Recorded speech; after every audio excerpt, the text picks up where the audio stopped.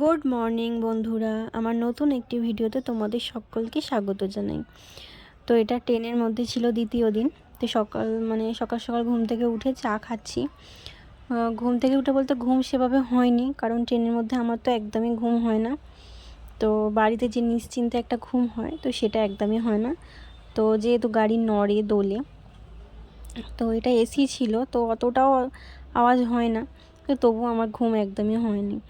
সোনামা একটু দেরি করেই উঠেছে, তখন 10টা বাজে। ও রাত্রিরে একটু দেরি করে শুয়েছিল বলে তাই একটু দেরি করে উঠেছে। তো তারপর ওকে খাইয়ে দিয়েছি। তো তারপরে দেখো, ও জানলা দিয়ে বাইরের দৃশ্যগুলো দেখছে। তো ভালোই লাগছে দেখতে। যেমন কিছু কিছু জায়গায় যেমন চাষ হচ্ছে, তো কৃষকরা মাঠে চাষ করছে, এগুলো দেখতে খুবই ভালো লাগে। তো সোনামাকে দেখো, ও বলছে আমি গাছে জল দেবো, সেই জন্য মগটা নিয়ে জল চাইছে। যেহেতু বাড়িতে দেশের বাড়িতে কী হতো, অনেক গাছ ছিল, তো ও মগে করে নিয়ে গাছে জল দিত। তো সে ওখানেও বলছে ট্রেনের মধ্যে গাছে জল দেবো। আমি বললাম বাড়ি গিয়ে জল দিবি। তো এটাই হয়, বাচ্চা থাকলে কোথায় দিয়ে যে সময় চলে যায় সেটা বোঝাই যায় না। ও যখন হয়নি তখন খুবই বিরক্ত লাগতো, সময় কাটতো না, যেহেতু পুরো 2টো দিন।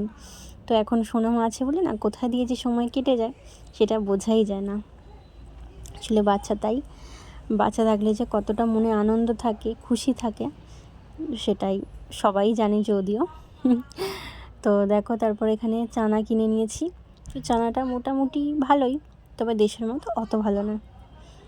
শসা দেয়নি, শুধু পেঁয়াজ আর ছোলা আর কাঁচা লঙ্কা দিয়েছিল, মোটামুটি মানে চলে যাওয়ার মতো। যাই হোক, তারপরে এটাই চিন্তা করছিলাম, বাড়ি গিয়ে সব পরিষ্কার করতে হবে, যেহেতু পুরো 4টে মাস ওখানে ছিলাম। তো 4 মাসে মানে ঘর পুরো অপরিষ্কার হয়ে আছে। তো আগের বারে এসেছিলাম 1 মাসের জন্য, তাতেই অবস্থা খারাপ ছিল ঘরে। তো এখন অতটা টেনশান নেই, যেহেতু একা নেই, মা এবং দিদি যাচ্ছে, তো সেহেতু অতটা টেনশান নেই। সোনামাকে ওরা লক্ষ্য রাখবে, আর আমি তো টুকটাক করে করতে পারবো। তো তারপরে দেখো, এখানে খাবার অর্ডার দিয়েছিলাম, যেহেতু খাবার দুপুরে খাওয়া হয়ে গেছে, যেগুলো বাড়ি থেকে এনেছিলাম। তো তারপরে রাত্রিরের জন্য এটা নিয়েছে। তো এখানে দিয়েছে ভাত, একটা সবজি, ডাল, একটা পনিরের সবজি আর একটা গোলাপ জামুন। তো বাধ্য হয়েই নিতে হলো। তো ট্রেনের খাবার অতটাও ভালো লাগে না এবং প্রচুর দামও নিয়ে নেয়। এই থালিটার দামই 160 টাকা। তো কিছু করার থাকে না, মাঝে মাঝে তো ইচ্ছার বিরুদ্ধেও নিতে হয়। তো আজকে চলো খাওয়া দাওয়া করে নিই। আজকের মতন টাটা। ভিডিওটি কেমন লাগলো